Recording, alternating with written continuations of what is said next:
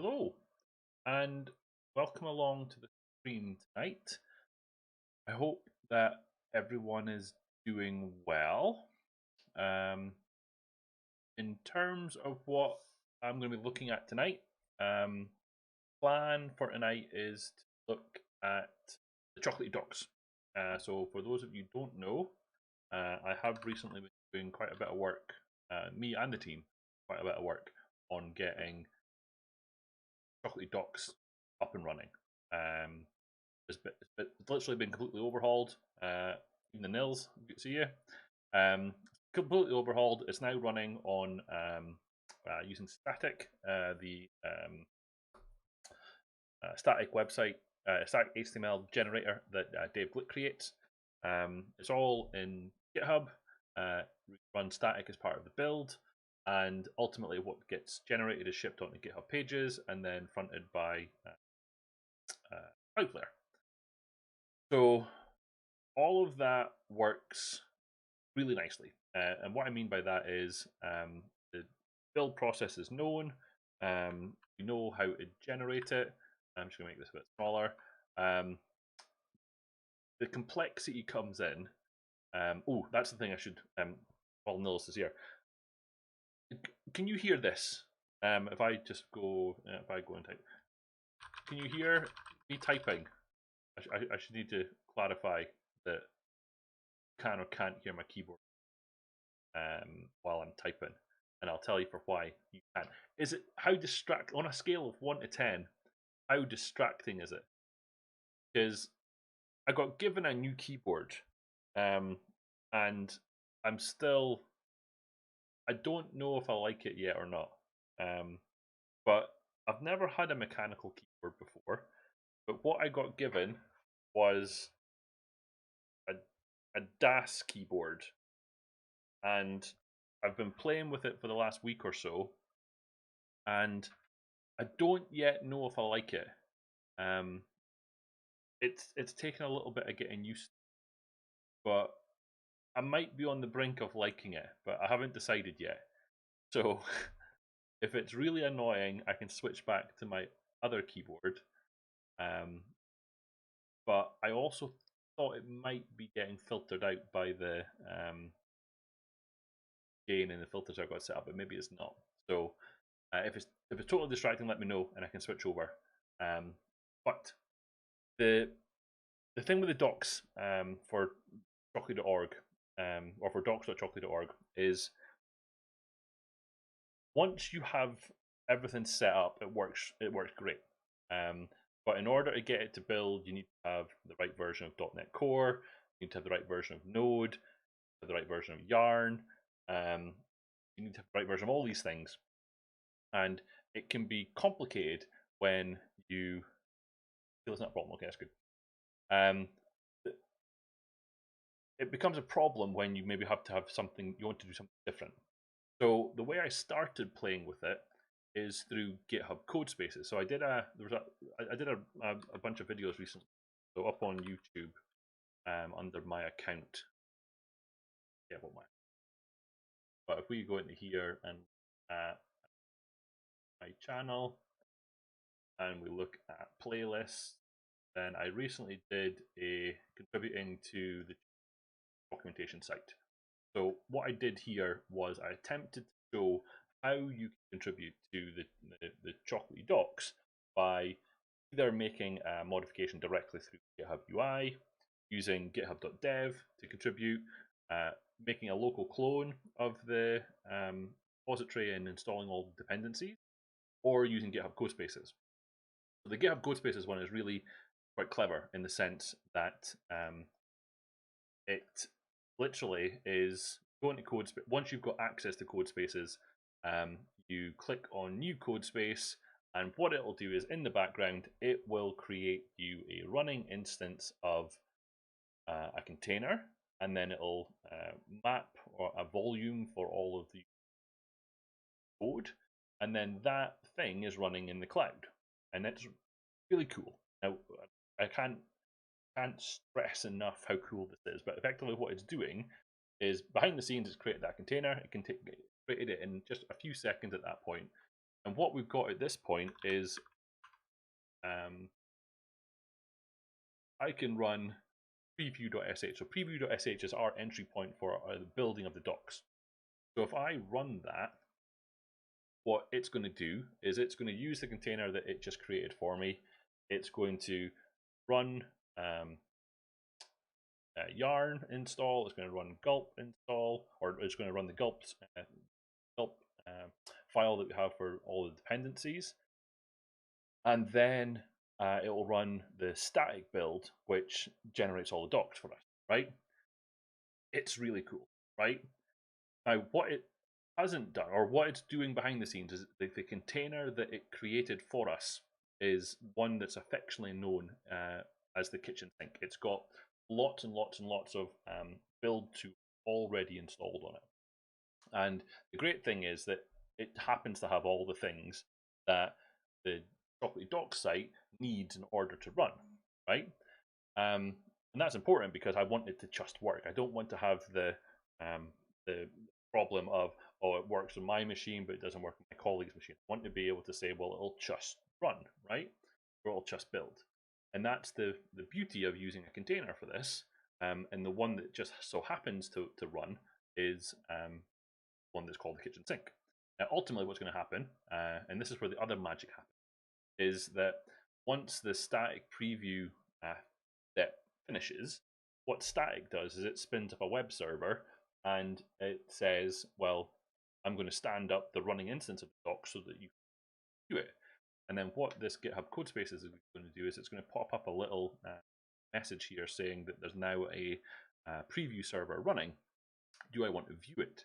And when I click it, it will then open up in a new tab, and then I'll be able to see the generated doc. So if I were to make changes here, it would show in the browser. Now, the process that I would like to be able to do is I want to be able to do the same as this thing, but do it locally on my machine. So Nils is asking, it's only for orgs currently, right? It's only for orgs currently, correct? So that is my understanding, yes. GitHub Codespaces is still in a stage, I believe. Let me confirm that actually. Or did it go GA yet?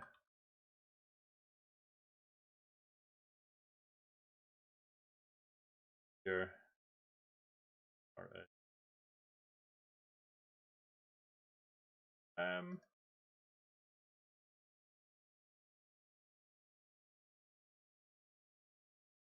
It looks like it is available, but yes, my understanding is that it is at the organization level. Yes, so that can be that's for billing purposes, obviously, because you've then with GitHub Codespaces you've then got a running container in the cloud, so it's occupying compute, so someone needs to pay for it, and that's the distinction between GitHub Codespaces and GitHub.dev, because GitHub.dev doesn't have any compute associated, just storage really. And that's why you don't get access to the terminal when you're running GitHub.dev. Then at GitHub Codespaces, you have access to a terminal, and that's the important part. So the thing that I didn't, when I first started looking into this, and when I started looking at the creating the videos that I did for it, what I didn't fully understand is what was happening behind the scenes.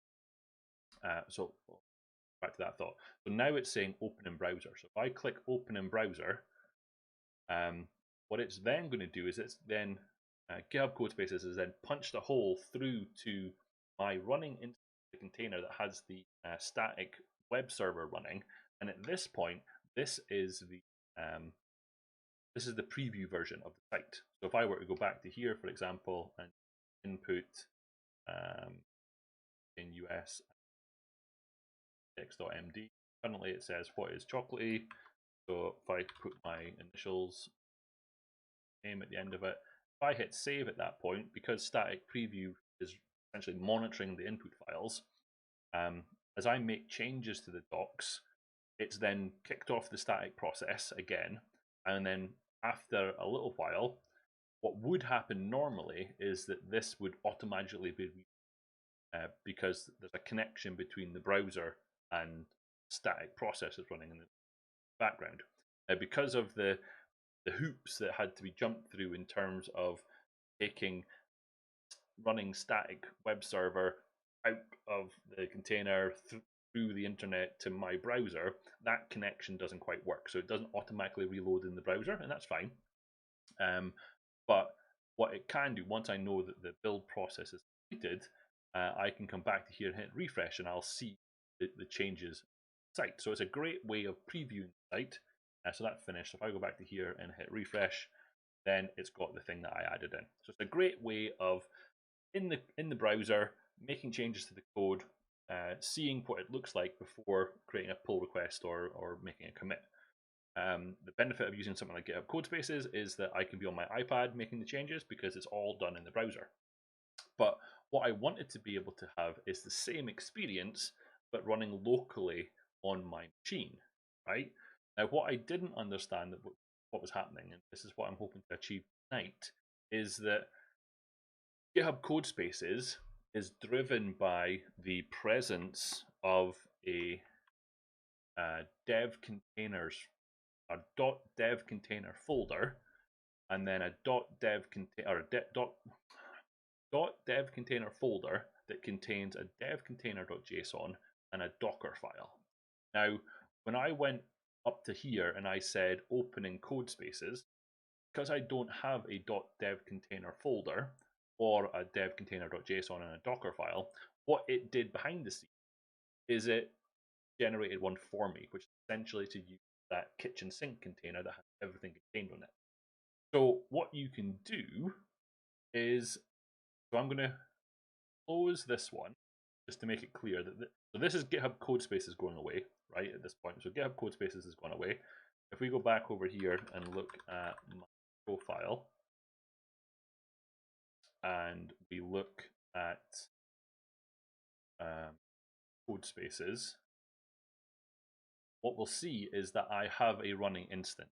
This is for Chocolatey-docs. So it's currently active. Now, after a period of time, that would become dormant, so I wouldn't be getting charged for it. But I can also say, well, I don't want that anymore. So I'm going to say I don't want that one anymore. Okay, so that's GitHub Codespace has gone away, right? So what I'm going to bring in is I'm going to bring in Visual Studio Code. So this looks very similar, but this is now Visual Studio Code running on my machine, right? So what I've been playing with is this concept of having a dev container.json file, which defines the makeup of the container so that I can run it both locally on my machine and in GitHub Codespaces.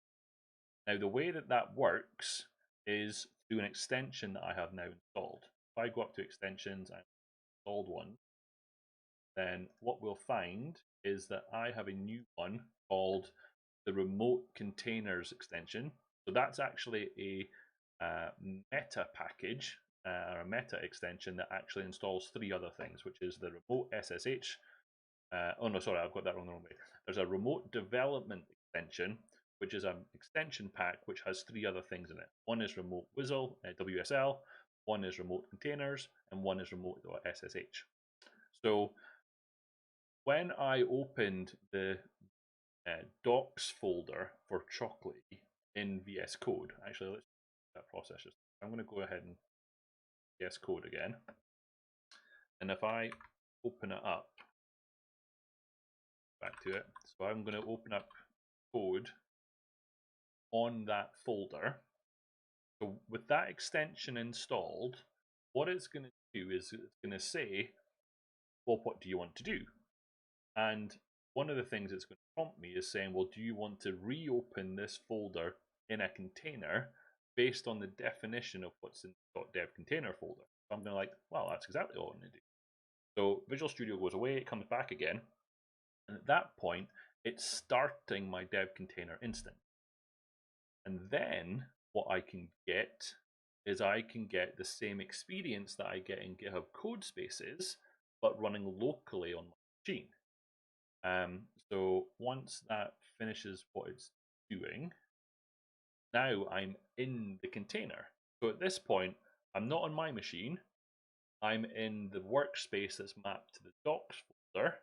And now in here, I've got the applications that I need in order to install. or to run the process. So I can check to see what version of Node I've got installed. So Node is 4.1. If I come over to my machine, the console that I have open on my machine, if I do Node version here, I've got a different version of Node on my host machine compared to what's in the container. That's fine, because that's kind of what I want to do. I want to be able to pin to specific versions of things. If I do yarn version here, I've got that version of yarn, and then I do .NET info, because I didn't type it right.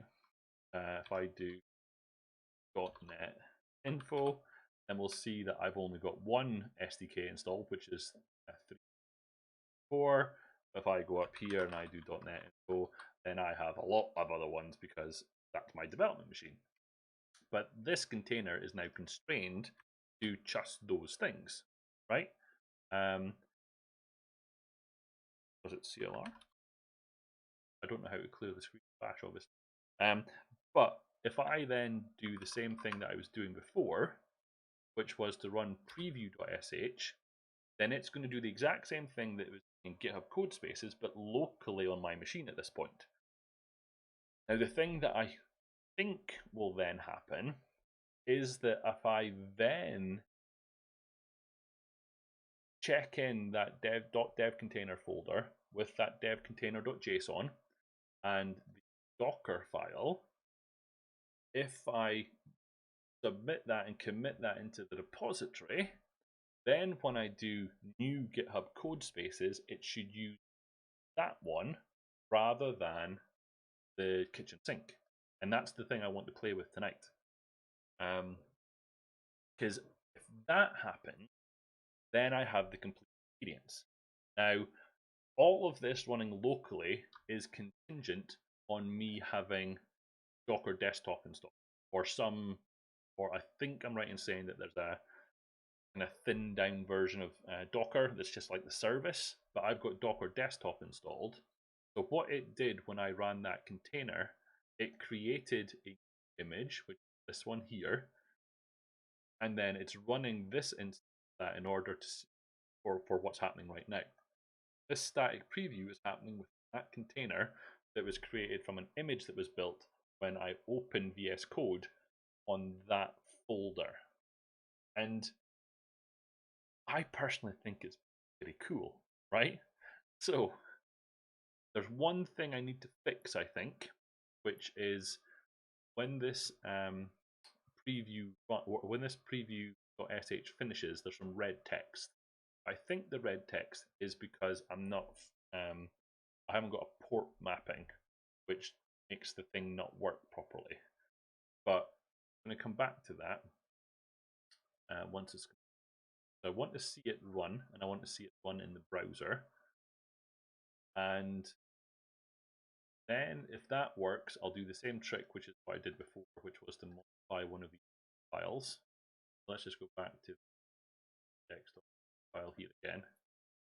Get ready to make a change here.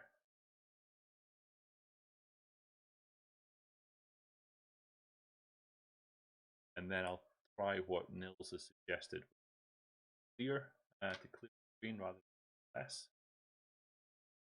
Probably that. But if all of this works, I'm going to check it into source control, and I'm going to attempt to rebuild the GitHub Codespace using my definition of the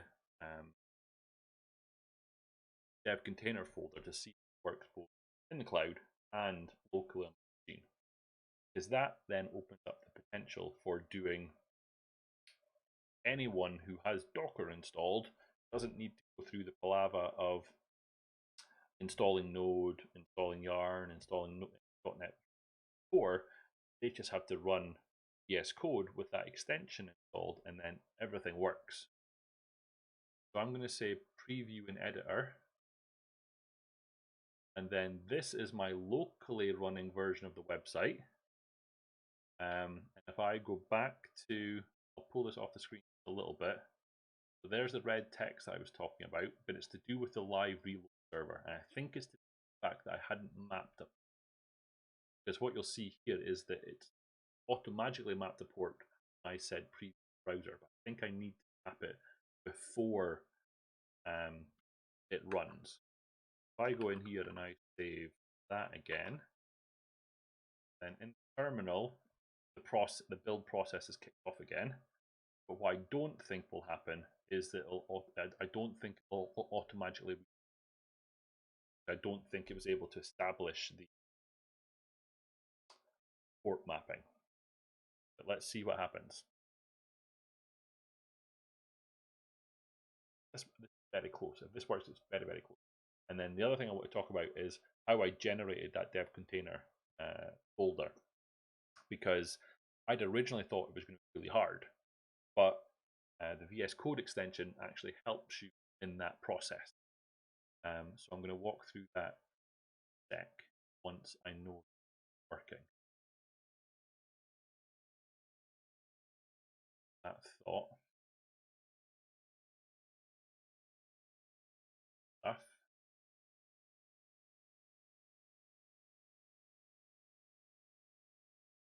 Build process does take a little bit of time. Static does a bunch of stuff in terms of caching output folders, making the build process as streamlined as possible. But there is quite a few docs pages within the docs website.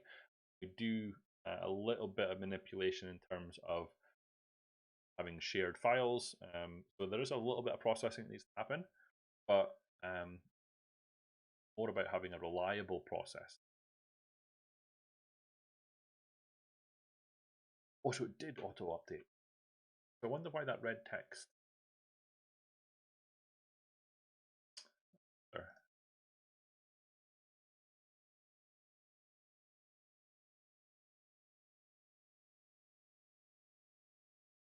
That error there.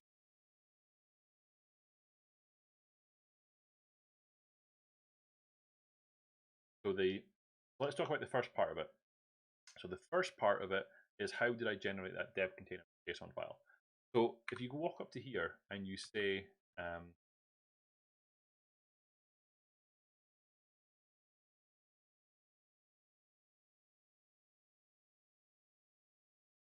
and there is a open container configuration file.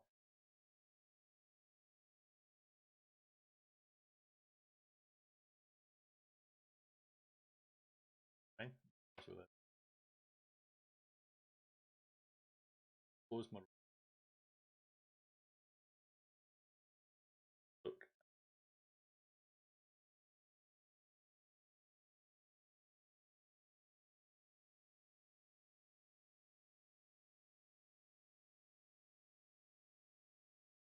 I've clicked on file, open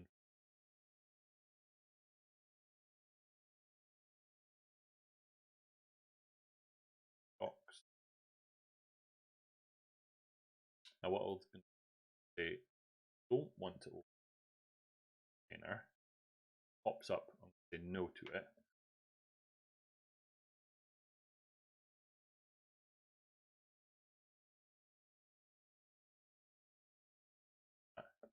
If I go up to say, yes, this one, add development container files. So what it gives you the option, pick what you want. So what I said was, well, I want sharp.net, because I knew that that was going to give me an installation of .NET Core. And when I clicked on that, it then said, well, what version of .NET Core do you want? So I don't fully understand the difference between 3.1 Bullseye, 3.1 Focal, and 3.1, but I chose 3.1 Focal. And then it said, well, oh, what version of Node do I want? And I was like, that's exactly what I want. So I said I wanted 14. And then at that point, it's then got the option of other features that you want to install. And then you can say, well, I want to have Git on the container, I want to have Homebrew, I want to have PowerShell, I want to have Rust. Tick all of these things off. And then at the point when the container gets built, it puts all those things into the right place. So what I ended up with, if I do this, because I've got it, what it creates for you is a Docker file that does exactly that. So it's saying 3.1 focal. Then it will say this is the base container image pulled down. So it's pulled down from Microsoft Container Registry .NET for the one that I specified in here, and then it's going to run a node installation called node for the specified version that I asked for. And then over here, you've then got more control via the devcontainer.json file for additional things that you pass in, right? So all of this seems a little bit too easy to me, to be honest. But it also seems to work. So the one thing I wanted to test before I do anything was I wanted to test forwarding port 50. That's what is. Let me try putting that in. Let me try specifying that. And then if I in this, I can say reopening container. So at that point, again, it's going to pick up the devcontainer.json instance file. I'm going to reopen that container. I've already got it built, so it doesn't need to do a lot of work because it just run the same thing before. And then in there, I can then, once it's running, I'll get my terminal that I can start doing things on again. So at this point, if I do that pre-sh again,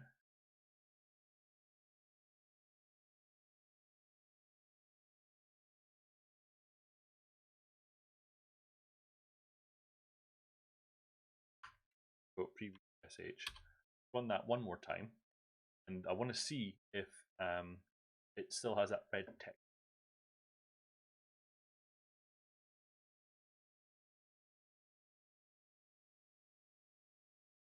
Yeah, I think that's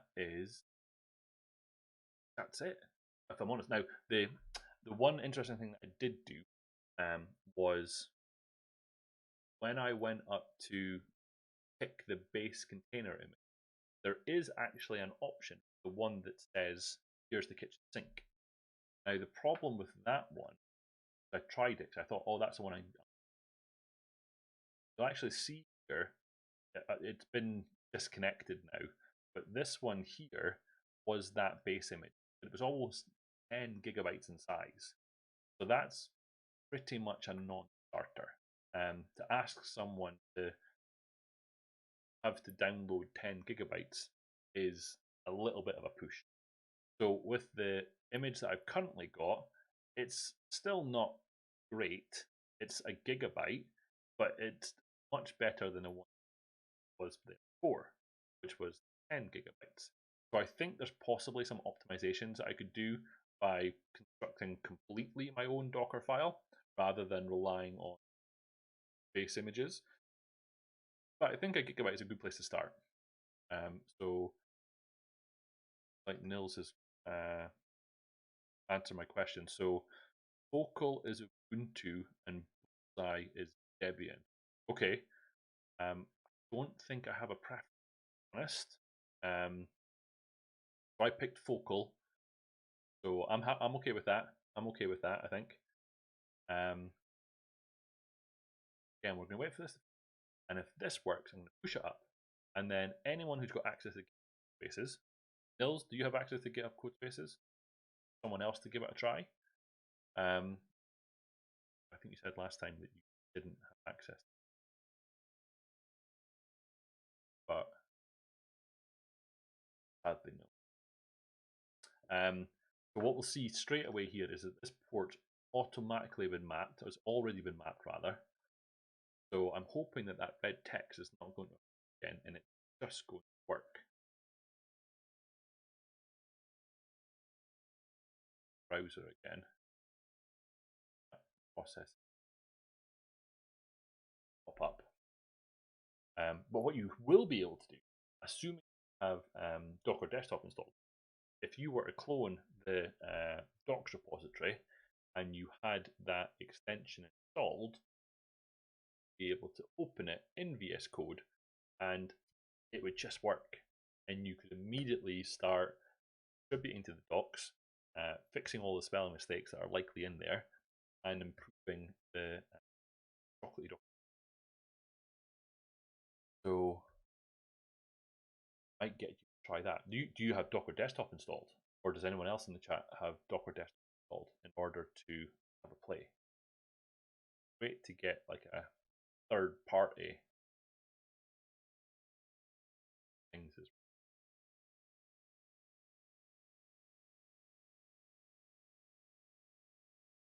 well.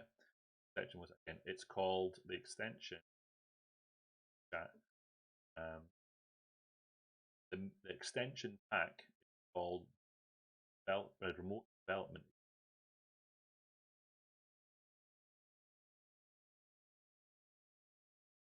I think if I grab this and I stick that here, then that's the extension pack. Which there's my browser.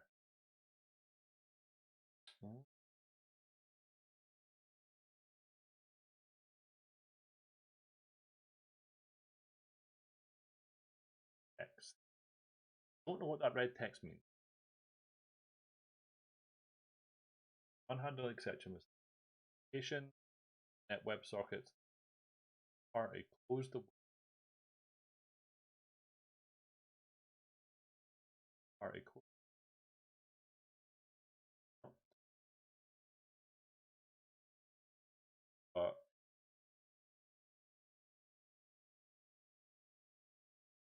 Here. Okay.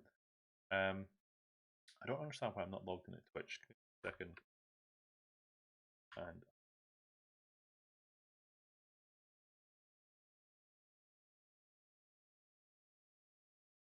password.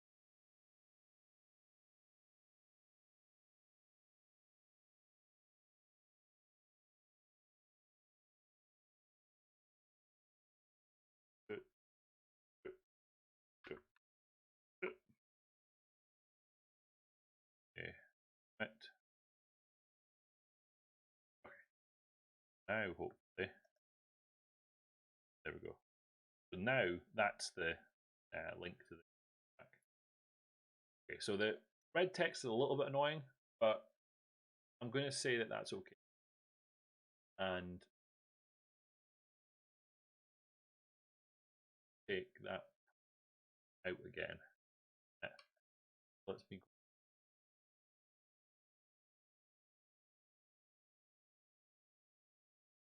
JSON file undo.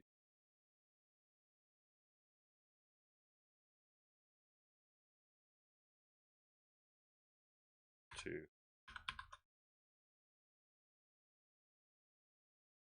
okay. I'm going to take this. I don't normally, but hard change. Oh no. So in here, I'm going to.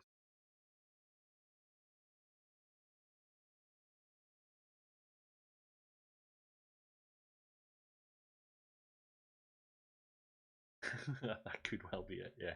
But Nelson's saying the text is probably because it fails to send all of your Dave. Dave being Dave Glick, creator of static. This to what is it here? This should allow folks to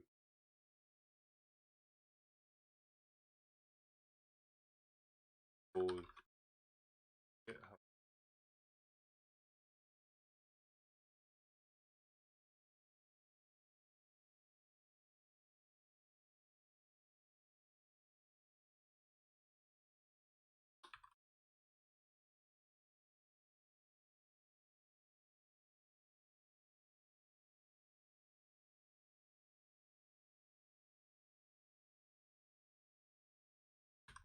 Okay.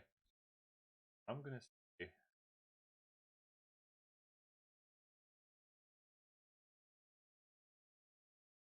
the worst that could happen.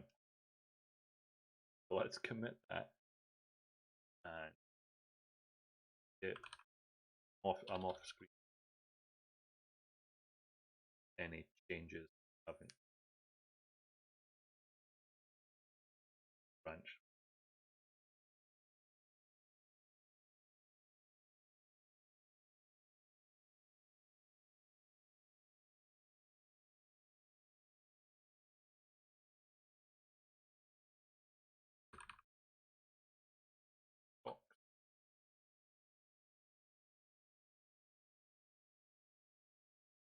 Okay.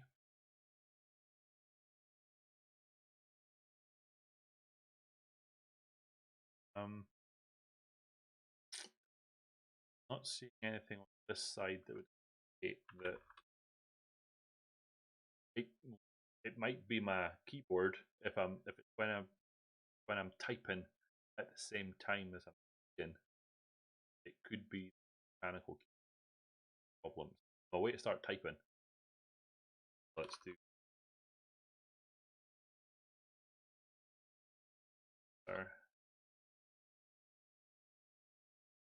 Paste my commit on top of the head of the current one.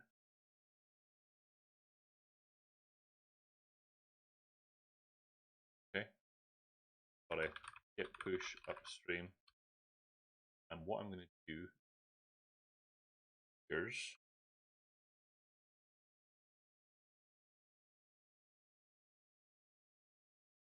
stop the GitHub Actions build because I don't want actions files. Now I've got a dev container. If I go over to action, then it would have I should be able to cancel. But if we come over here and look in the dev container folder, things are there. Now, if we paste it, then it should take longer to create this thing. The previous time I did it, it was like 10, 20 seconds because it was using that base image that's highly optimized, ready to run, etc., etc., etc.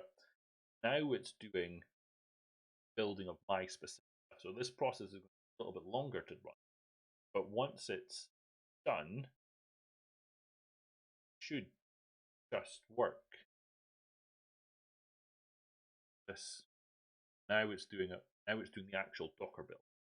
Whereas before, it didn't need that because that image is already there. Or container. I always get the terminology up. Now it's saying it's connecting.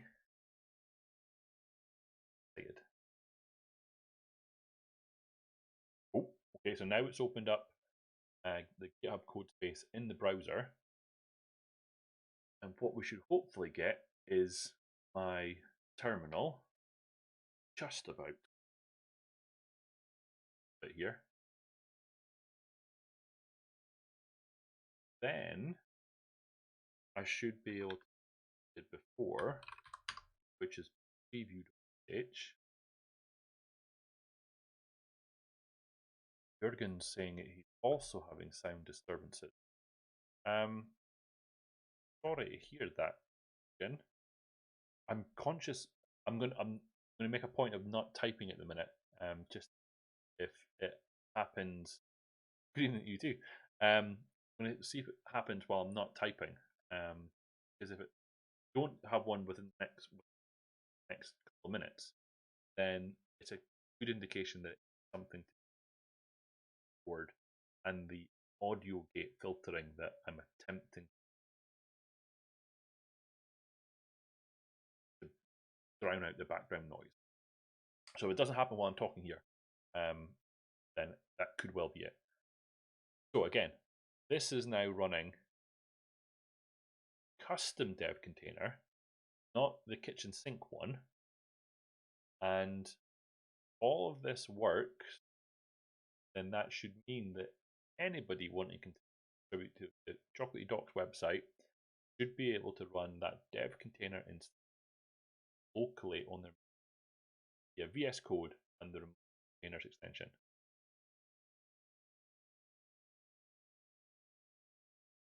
I'm honestly not sure what to say then.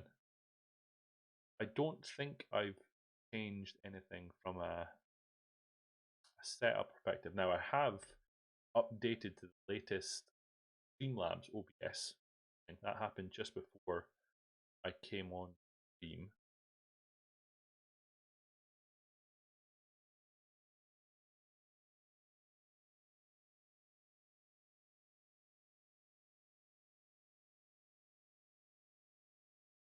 All systems operational.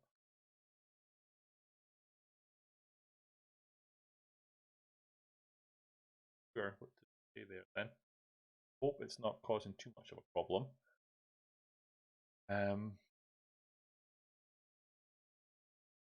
genuinely curious to see if it works. And then if that all works, what I'm going to do is I'm going to blow away all the images locally and start from scratch to see that first run experience to see what happens. Because, yeah, I think we could, while I'm here, I'm going to do that.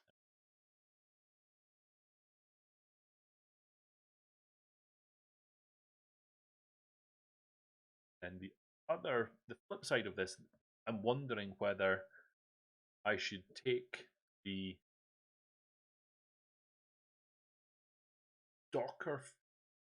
I'm wondering whether I should take the Docker container that's been created and publish that as a final artifact to Docker Hub. Then, in theory, I think this Docker file could become a lot easier because it would just be from chocolatey/docs. Because, I mean, that's all that we're not doing any other installations because everything's just there. If I say open browser again, that it didn't generate the red text on when running GitHub Codespaces, so that points at something locally. Let's try that change again. Put s text.in in here, say get30. Save that. That kicks off the build process, and then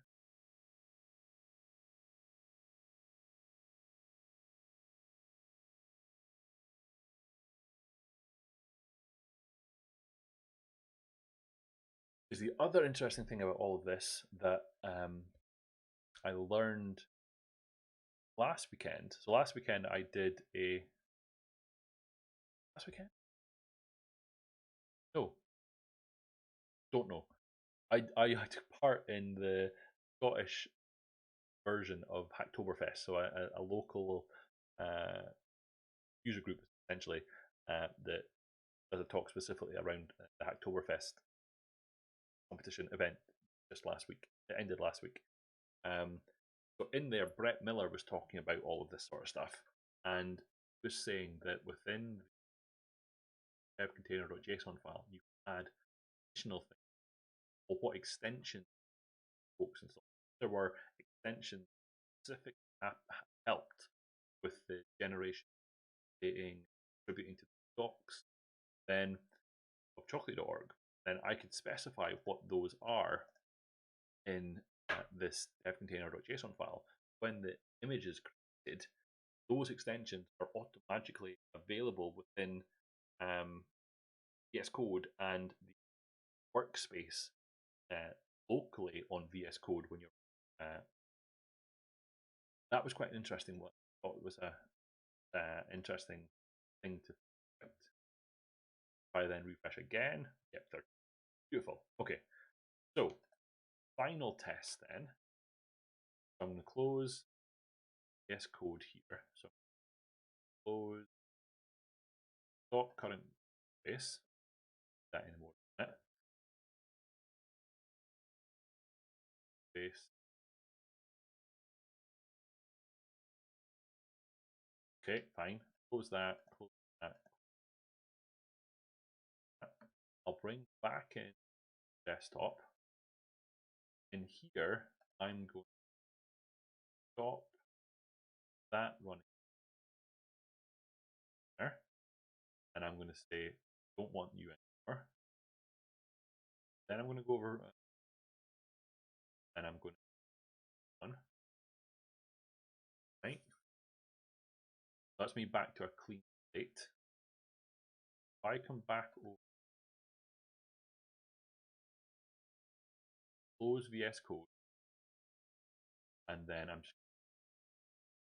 VS Code, pointing at that folder, and it does.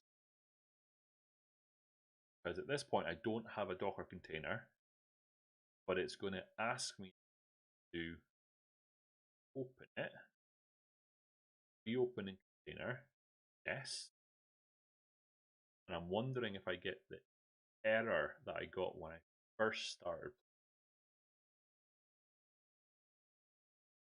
Docker desktop. It's created an image.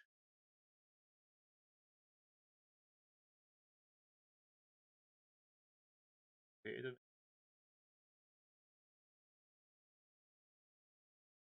work.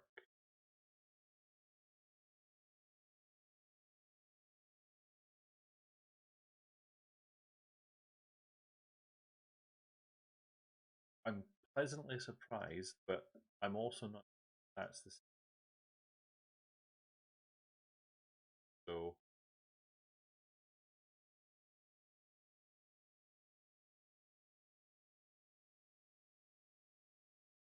But if Hills is working on playing with that, or if you're playing with it, good to get some feedback as to whether that works for you as well. Because if it does, then my job for this is done. Because that was the main thing that I wanted to get to tonight. Right.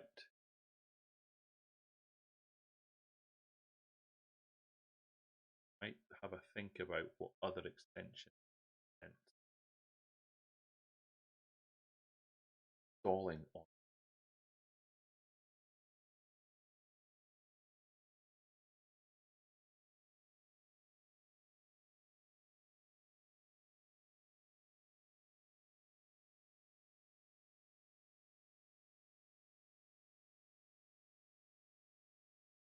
One of the following depends. Start the container.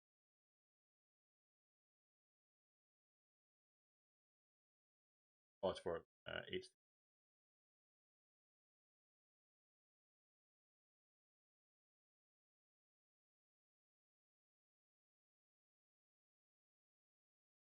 Of this is that that's then specific versions. So I don't then have to worry about some installing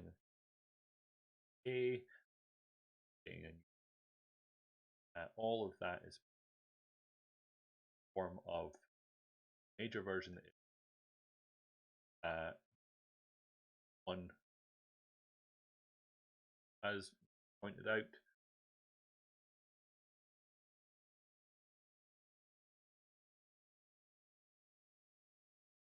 First,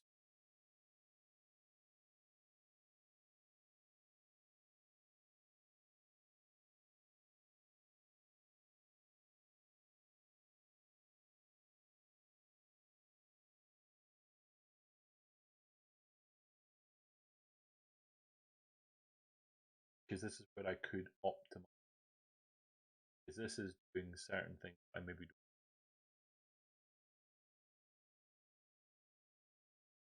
Possible to put it down to just that one, just it. Now I got back to it again.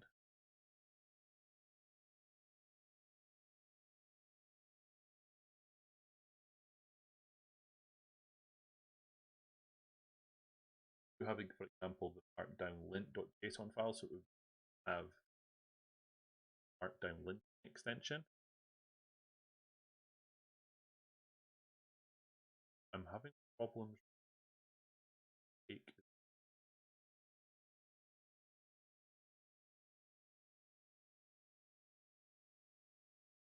That's because first thing you do is a store,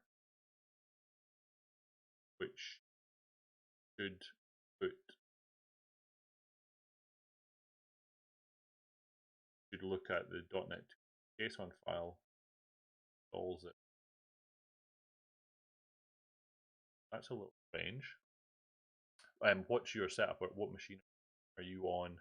Are you on a Windows machine with Docker Desktop, or are you a Mac or a Linux machine with Docker Desktop?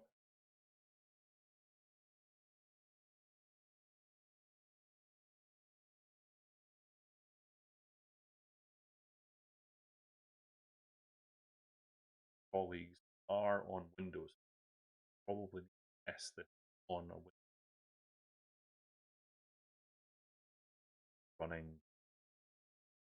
Windows running USL Docker Desktop setup to USL. So that's a world that I know nothing about. I imagine that would work, but clearly an issue. So what's the exact error message getting?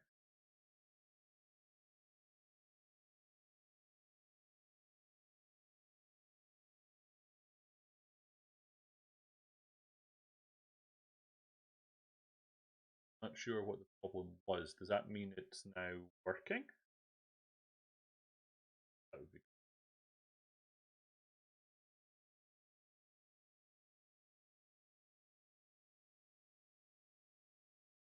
Or actually, have I? I should make.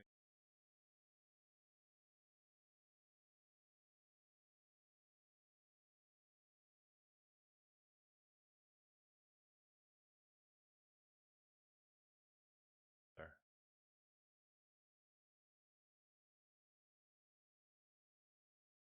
Maybe do one more test once. Required to.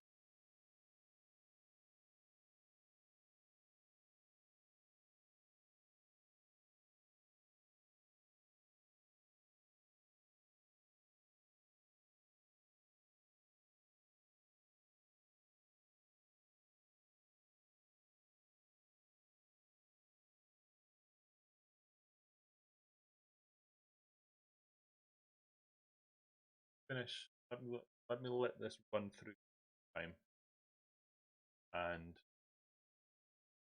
I'll then out my and do a fresh install.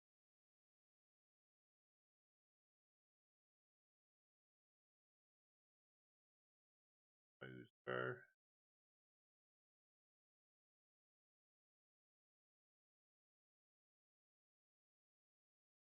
Didn't see the red text that time. That's bad, I guess.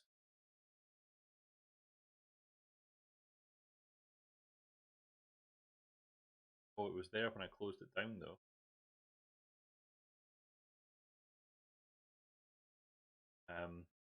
Okay. Closed. And I'm going to get.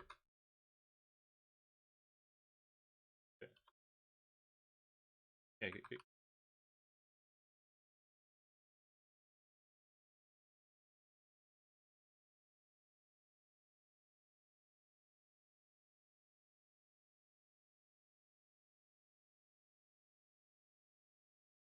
Actually.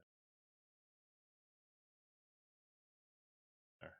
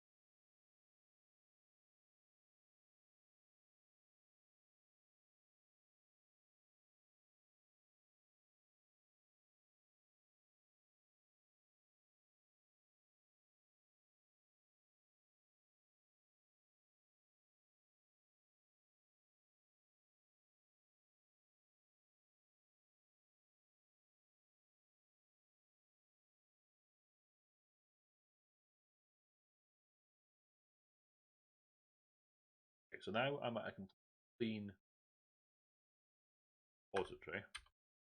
So this is me essentially just having cloned the repository. What happened? Open container from VS. I'm going to say reopening container.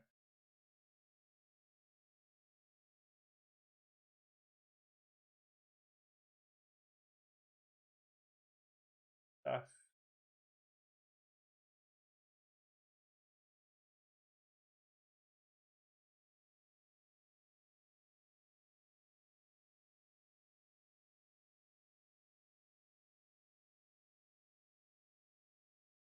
In the dev container. Then h. Okay. That.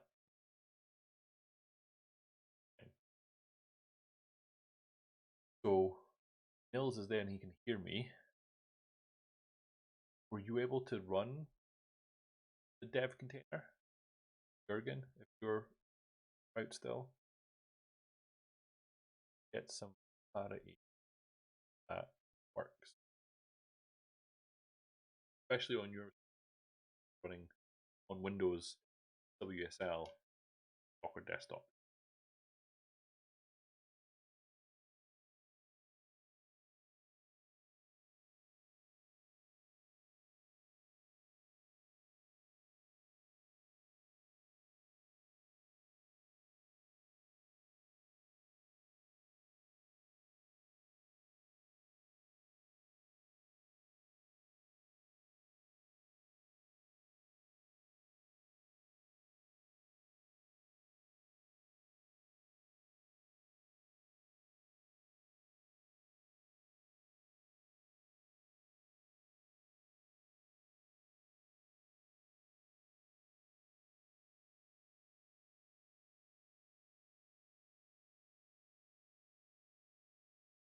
Create the tool for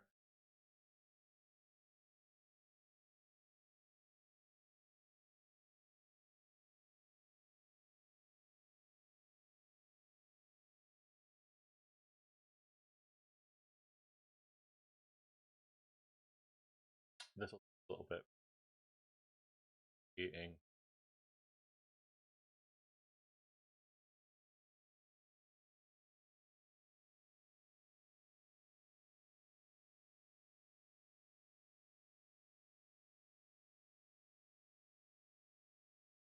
Nothing on my end that there says my stream quality is good. Live stats are 30 frames per second. Started, I've only dropped frames. Honestly, don't know whether it's which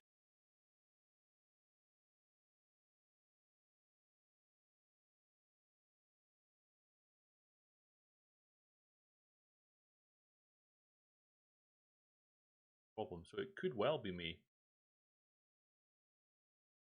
but nothing to indicate that there's a problem. I have to watch the recording back to see if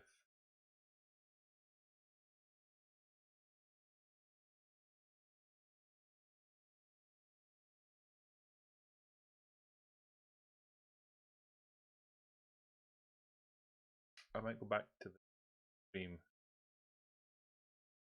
on the recording or whether it's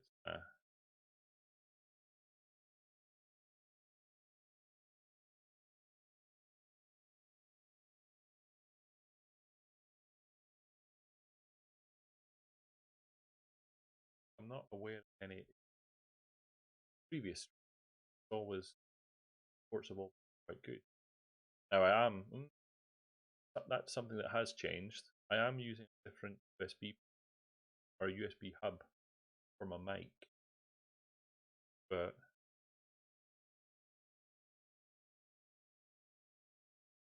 stranger things though.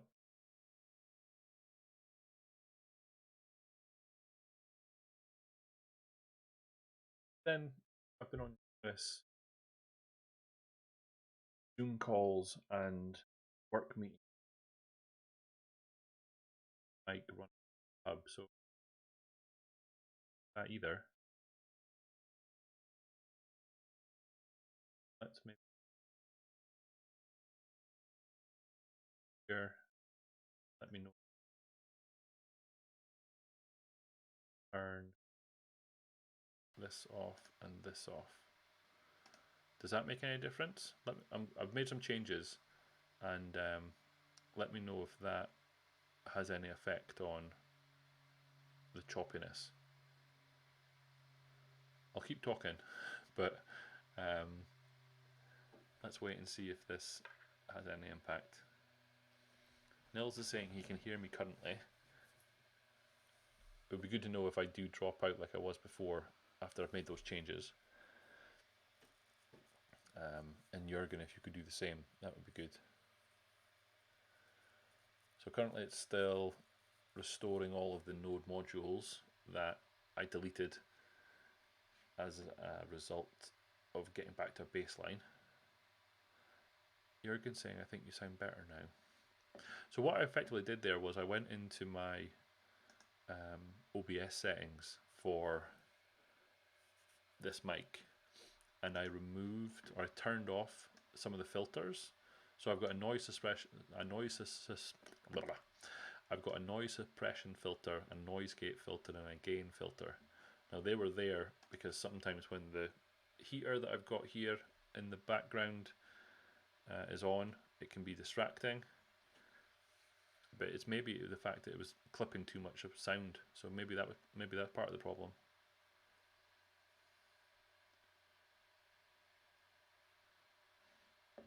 But that might, well, I'm going to assume that if I do start on the keyboard, it would be much noisier than it was before. But so let's get to the point where this is running again. And if it is, I'll do a quick tidy up of the devcontainer.json file to remove some of the comments, and I will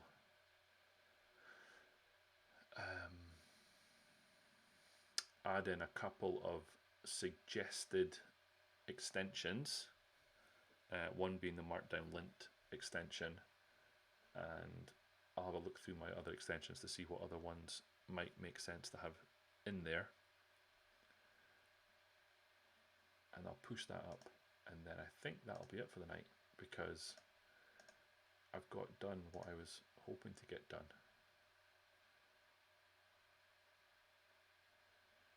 And I'm genuinely happy that it worked, because I wasn't expecting to get to this point in an evening. So I will be able to go back to colleagues at work and get them to take this for a spin as well.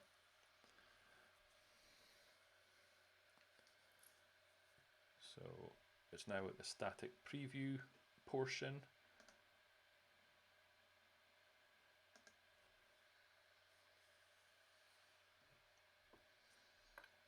Just kind of have to wait for this part. So while we're doing that, looking at the extensions that I have, because look at that, there's the locally installed extensions, and then there's the ones that are contained within the container. So the locally installed ones,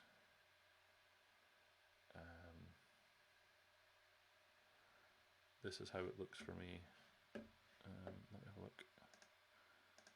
It works, but the preview.sh shows that strange error. So let's copy this into my face. Let's put that into there. Sure.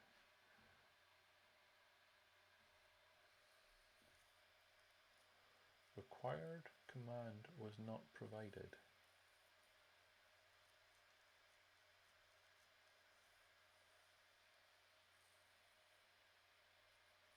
That is very strange.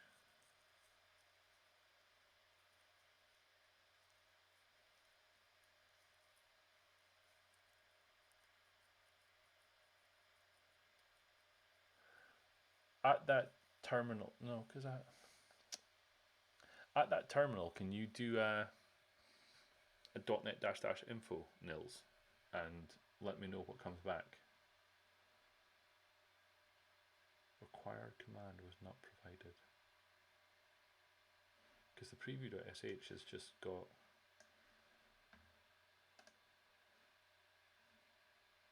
it's literally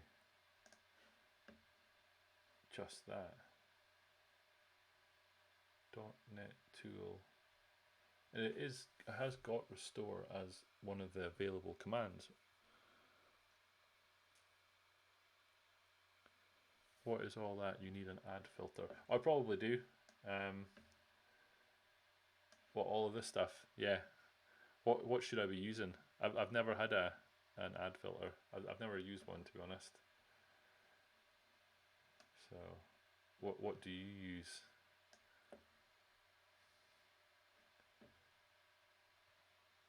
So 31414. I think that's what I had. Oh, you're using a Pi-hole. I don't have that set up yet. I've thought about it, but I've never done it yet. Are you actually running it on a Raspberry Pi, or are you running it on something else? Because I thought about putting it on my Synology device, but yeah, I've never set it up yet. That could be a stream. That could be a stream working through setting that up. I'm curious now as to why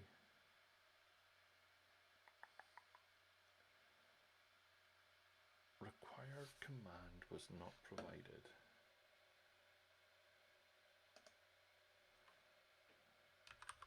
.NET CLI required command was not provided.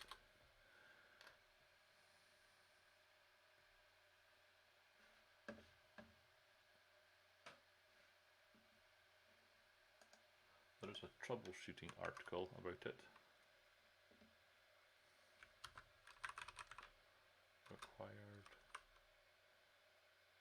command.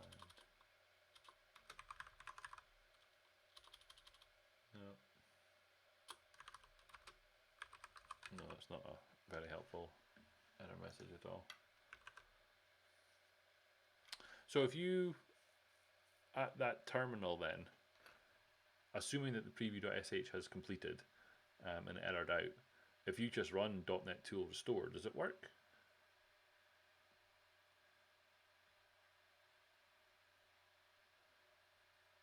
Interesting though, if I run the content of the preview.sh line by line, weird. Is it a line ending thing?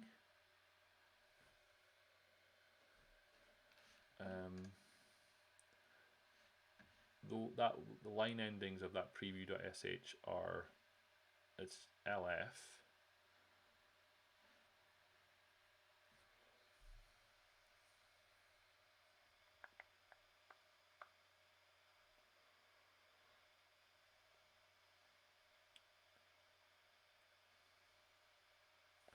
I don't know, Nils.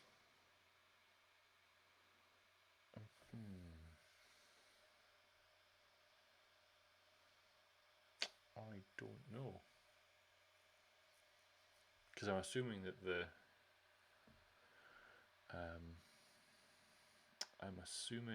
that the build doesn't work because it hasn't been able to restore cake to the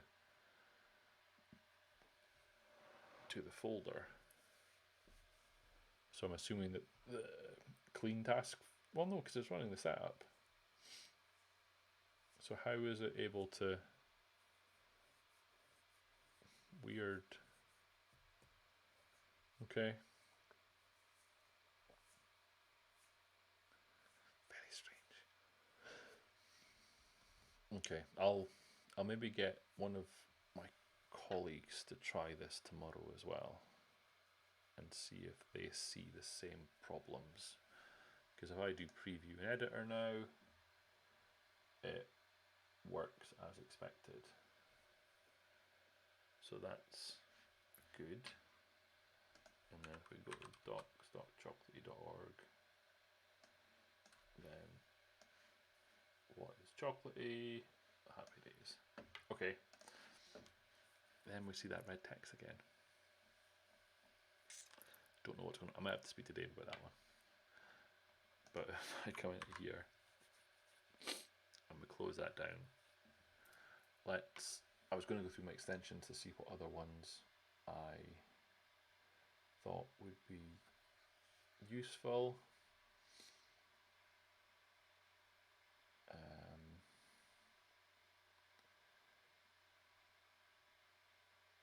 A lot of these I've got disabled locally just for performance, but there is at least one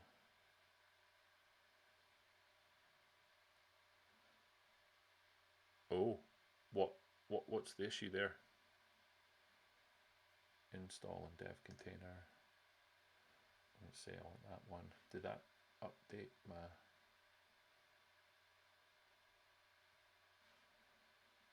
No, I don't think it did. If I switch the CRLF, save it. So I don't really want to change. I don't really want to change that though. Why would that be causing? This is where my understanding and knowledge of all things like that falls down, because I don't fully understand why that wouldn't work. I'm going to say that I want this one. Copy. I'm going to say that in here I want that.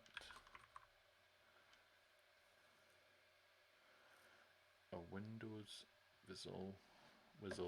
Is that how we pronounce it? Wizzle? WSL?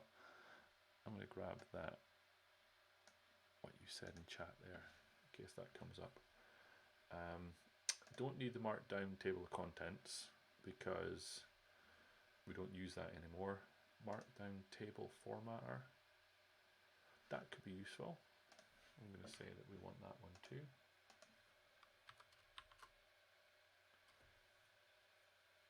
Oh, this is not maintained anymore. Run the format document. Yeah, I don't want to do that one actually. Open folder, Peacock, Polar Code PowerShell. Prettier? No. Beautify Markdown code. Which one was this?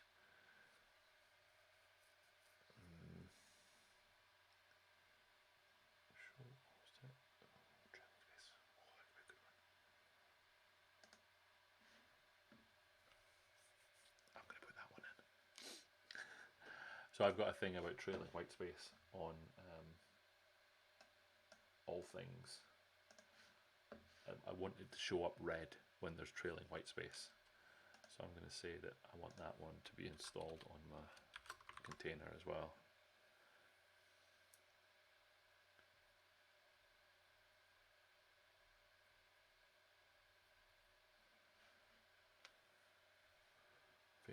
Vagrant file, WikiLens, Windows Explorer.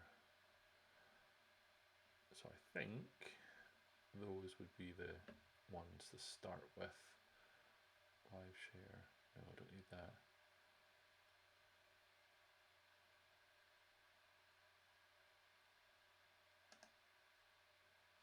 Oh, that's a good one. I might put that one in.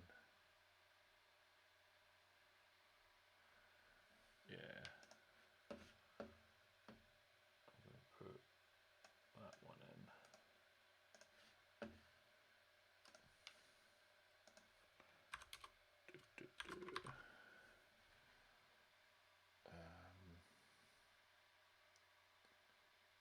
GitHub pull requests.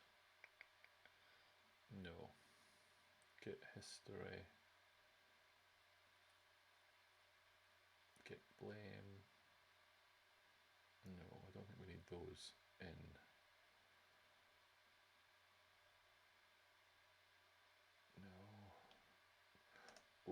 That one I think we'll put in though, because that would help with the potential spelling mistakes.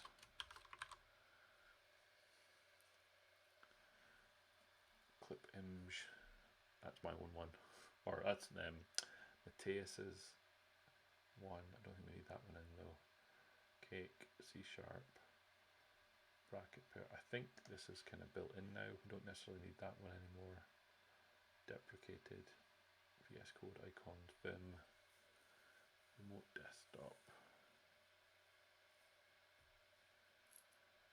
GitHub Codespaces, JustPad.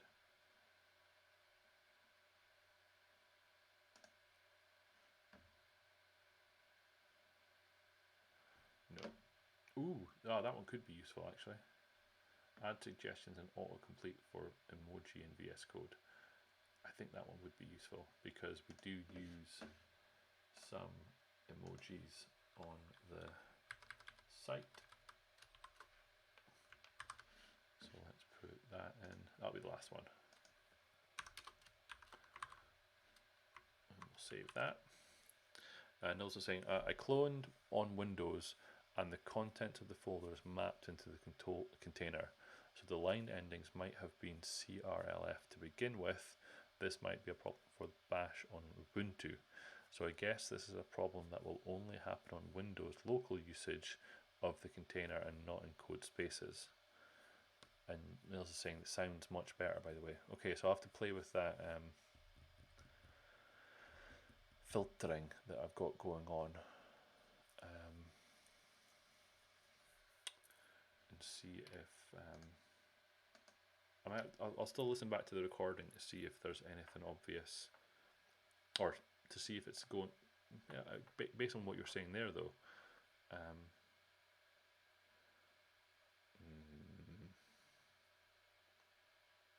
Okay, I'm going to say maint add recommended extensions for container. Say that, and then I'm going to clear out some of the stuff here. So let's take this out, comment out, connect as root instead. Don't think we want to connect as root. I don't think that seems like a bad idea. Let's take out the forwarded ports just now. Extensions, let's take those out. Clean up this a little bit. And we can leave that in because that's where it came from. Update variant to pick a .NET Core version.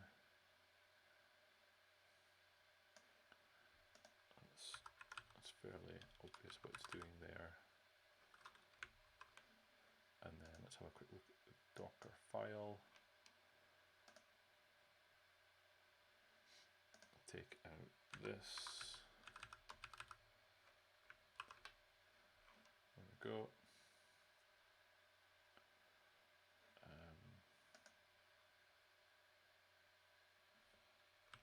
You know what? I'm going to take those out too. I think we left them over. We didn't leave them over there, but that's fine. And say and we're going to say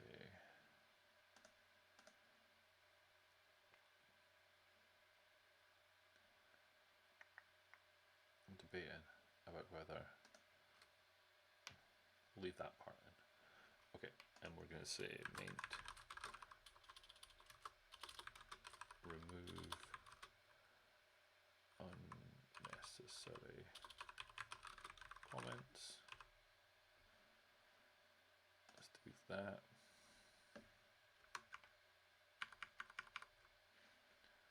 And we'll do a git push upstream. And then over here on chocolatey/docs, which is here. Well, let's get lab, that's not my word. Hub. let's stop that build again, because we don't need that. And let's do one more building of the code space. Oh, we can get rid of you again though, so that it starts it from scratch. And then back to here, new code space.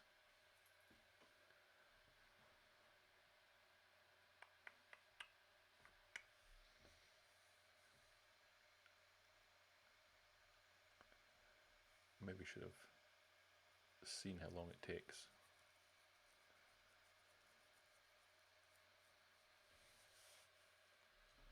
It's not a long time.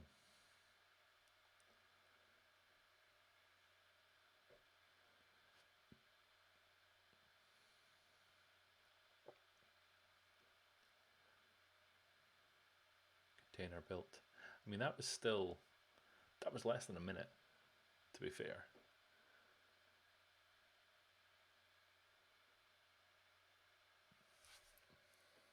So then in this container, we should hopefully have those extensions. There we go, look. So emoji sense, C#, reload required, really? That's a little bit disappointing.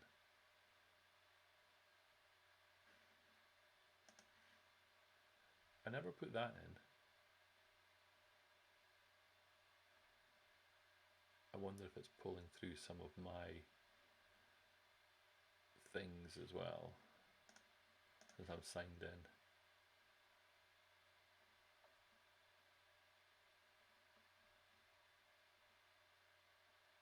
Interesting.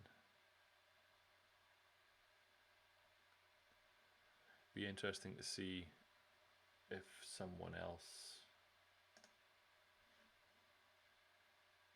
if these are enabled for other folks, because I think I've explicitly got some of them turned off, which means that they're not appearing here. Oh, you see that? Didn't like that.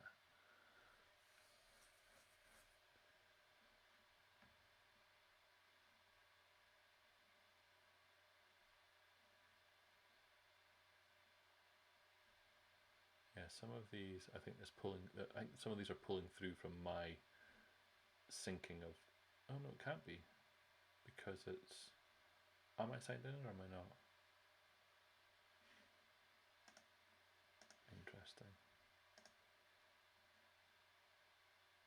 Setting sync is off, it says. Oh no, I am here. I wonder. Okay, that's something else to test with them as well. But essentially then, we're here one more time that we could do preview.sh. Okay, I think that's all I wanted to do for tonight. So rather than get started on something else, I think that's a natural stopping point. And I will leave it at that, I think. So all in all, Docker containers via the VS Code extension works really well and works in conjunction with GitHub Codespaces really well, to the point that you can have the same container definition running in the cloud and running locally. And like I say, the fact that you can do, if we, let's say, let's go file, open folder, no, that's not what we would, file, close folder, file, open folder,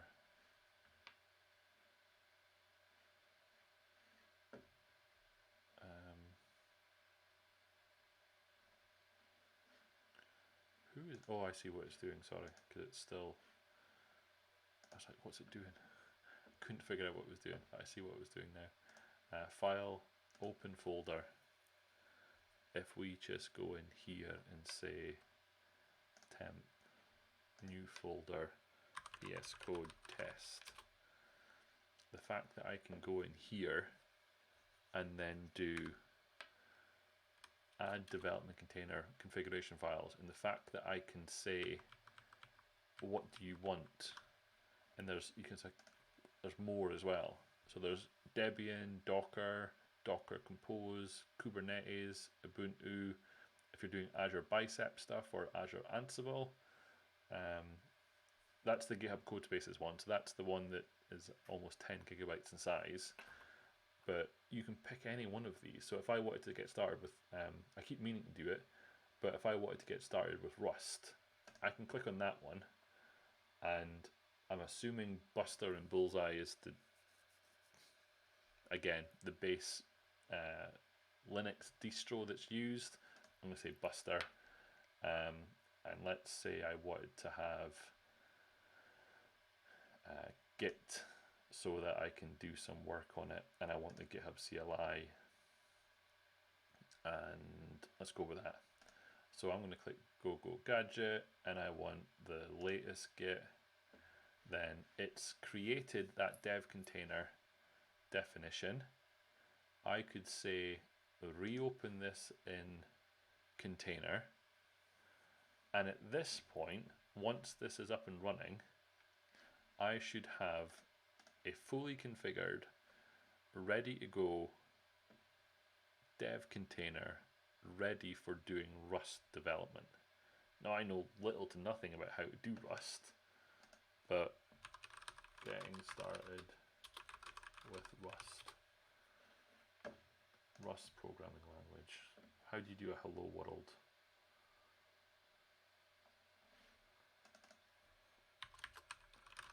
Rust hello world. Rust by example. Okay. So it's downloading some things, so we let that finish. But what we should then be able to do is we should be able to, I'm going to copy this into my clipboard.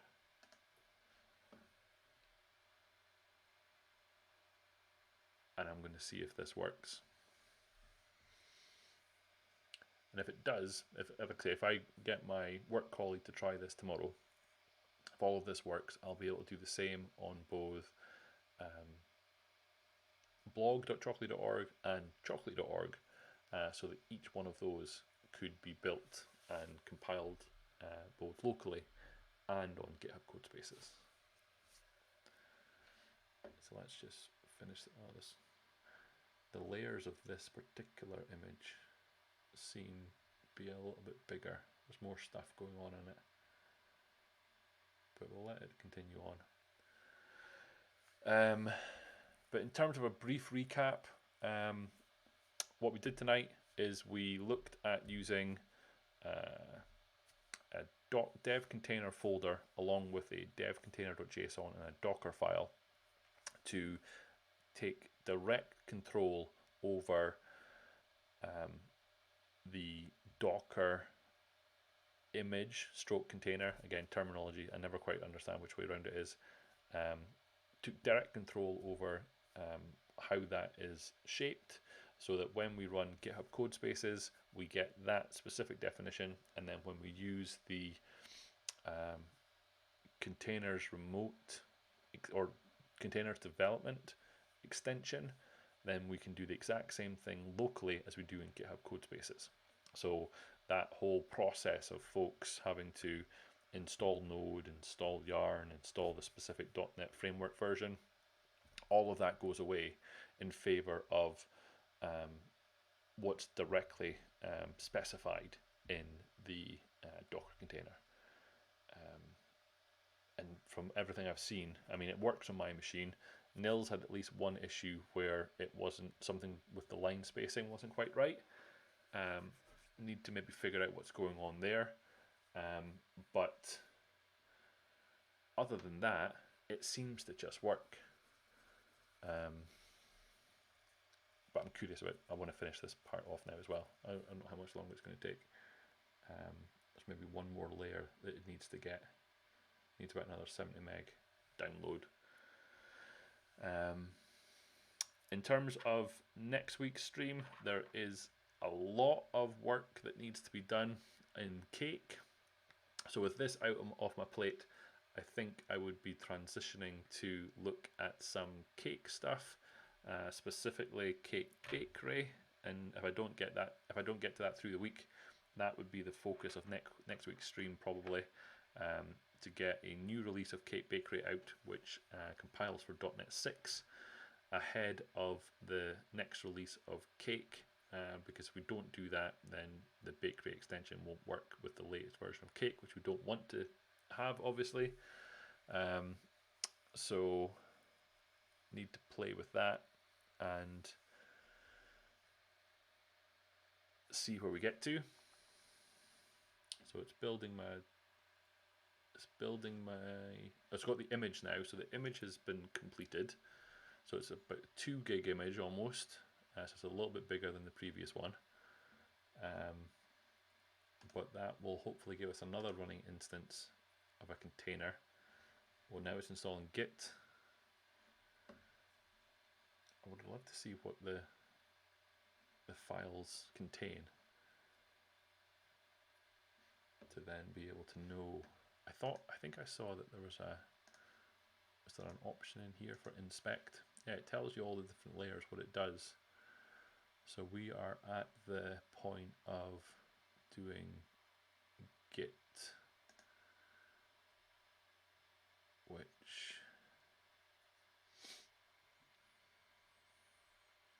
is it this one? Yeah, all these individual segments is what it's doing.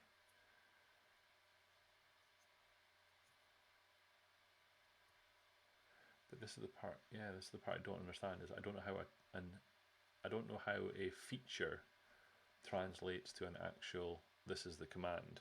I think there's magic happening under the hood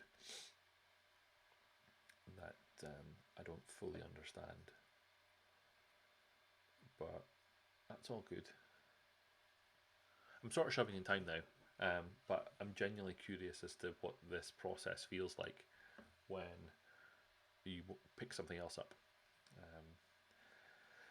Because what Brett was describing in the talk that he did that last weekend was pretty much if he's doing any work now, he will start off with creating a dev container instance.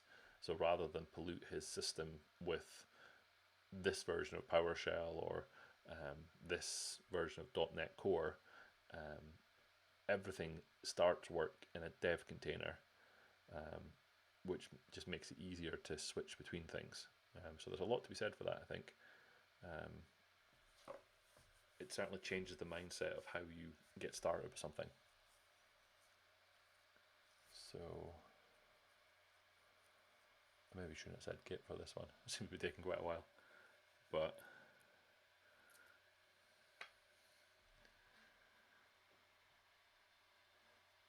I'm going to let it finish though.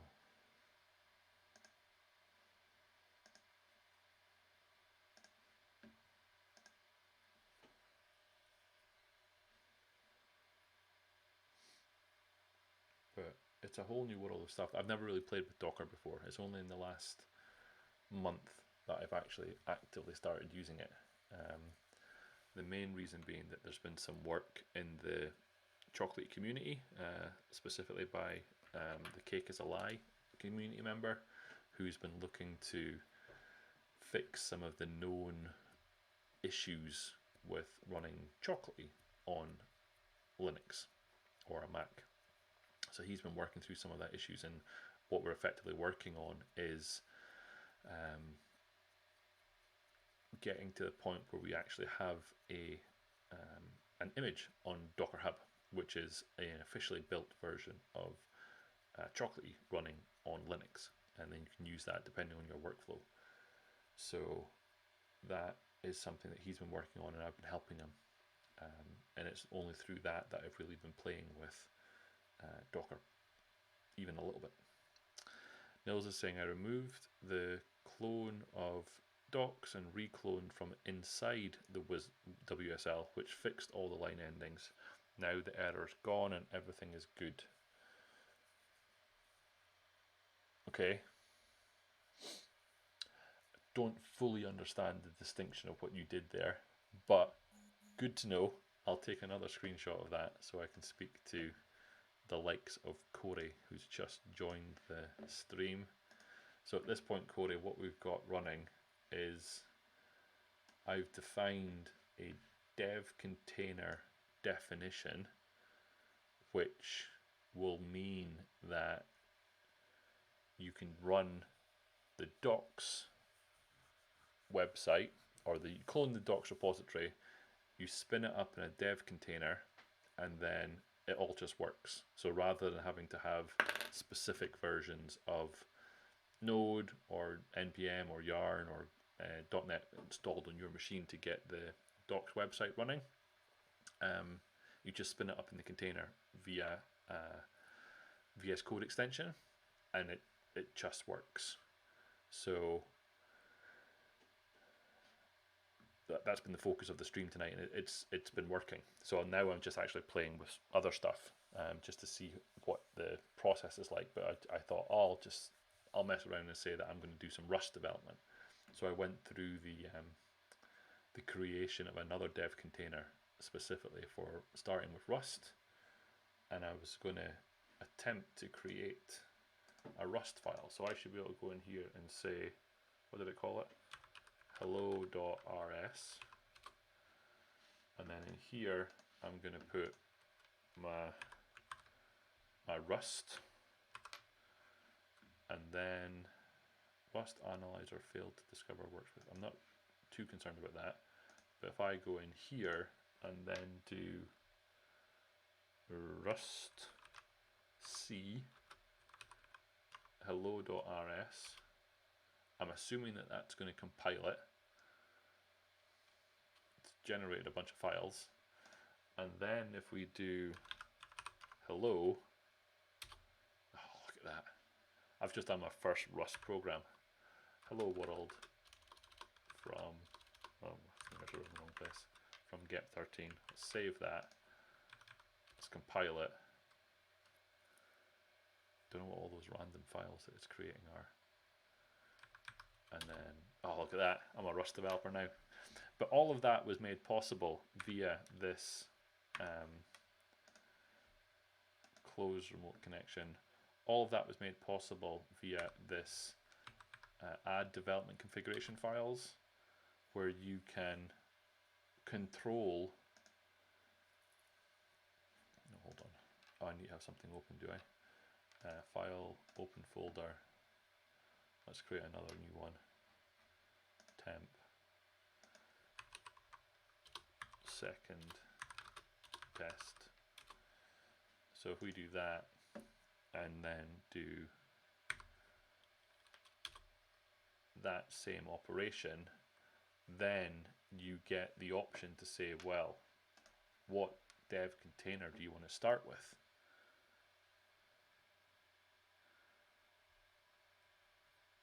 Look at the boilerplate on that. You know C#10 does away with a whole bunch. Yeah, the whole top level usings and removing of namespaces and more global namespaces. Yeah, it's an interesting one. Minimal APIs, etc. But yeah, so this whole extension allows us to say, well, what do we want to do? Is it Ansible? Is it Azure Bicep? Is it Azure CLI? Is it Terraform? Is it Chef? Is it Puppet? Is it Dart? So the one that I picked was Rust. I let it do its stuff, and it just created everything for me. So what we've now got, if we go back over here and show you this, Corey, so you'll know what it is to play with it. If we go over to GitHub, Organizations, Chocolatey, and then Docs, then in here, when you open that folder now with this extension installed, what it's going to say is, what do you want to do? Do you want to load this as a container? So it'll say reopen in container. You click on that, And at that point, that is me running the docs repository in a container locally on my machine via Docker desktop that then has all of the right versions of Node, Yarn, and .NET Core installed to make it possible to build the doc site without having to have other stuff installed. So the proof of that being that if I go over here and do node -- version, I get that. If I do yarn -- version, I get that. And if I do .NET -- info, I get that. So I've got 14, 18, 1, 1, 2, 15, and then only a single .NET SDK. If I do the same thing over here on my machine, so I've got node -- version, I'm running a newer version, I'm running 15.3 on my machine. I think I've got the same version of Yarn. Oh no, I've got a slightly earlier version of Yarn, and if I do .NET -info, then I've got a lot of SDKs installed because I like to collect them. But what this means is that this container is pinned effectively to specifically to what we're building, which is the docs repository. So in here, once you have it up and running, it's just a case of running preview.sh and magic happens. And the benefit being that if you then go over here and you open a code space, if you have the option to run a code space, then it runs the exact same thing locally as it does up in the cloud. Dev containers are absolutely amazing, says Corey. No longer is it works on my machine, it's now works on this container. Exactly.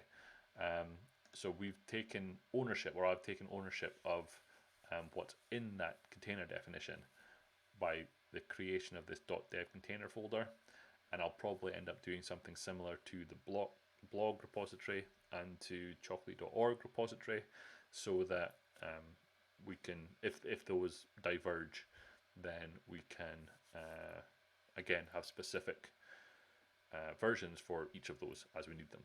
So happy to say it just works. So that's me done. I can say that I've done that, and I can say I'm now a Rust developer, which wasn't necessarily on the cards tonight, but I can say I can at least done a Rust program. No, it is. Yeah, I did it earlier. So it's you should be, if you haven't done, clone that repository, fetch it, and then open it with the only thing you'll need, Corey, is the remote development extension pack installed. So if you get that installed in VS Code and then pull the latest docs repository down, you should then be able to clone the repository and then open it in VS Code, and then the container opens up. Happy days. It just works. Now I need to figure out how to get this working in Vim. Well, I can't help you there. I've only got the Vim extension installed in VS Code. I don't use raw Vim. I don't know why would you want that? I don't understand. But I'm assuming that you're going to be on your Mac, so you shouldn't have the issue that Nils was running into, which was a slight line ending problem when he cloned the repository outside of WSL. There was a line ending issue that Nils had, but you shouldn't have that if you're running directly in your Mac. But for now, that's me done. Shell into the container and Vim. Well, I'm in the container here. So Vim. No, Vim's command not found. Doesn't compute. It's not there. No. Nada. Negative Ghost Rider. No Vim. Oh, VI's there. Uh-oh. How do I get out again? Command Q exclamation mark. Oh, yes.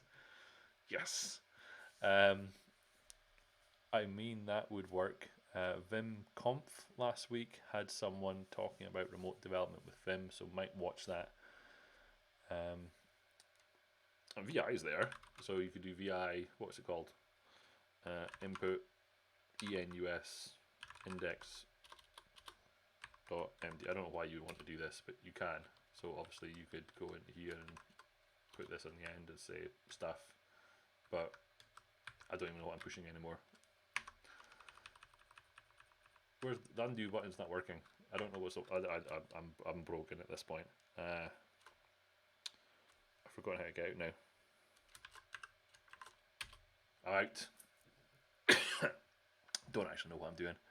I was pressing U. It wasn't working. U wasn't doing what it was meant to do.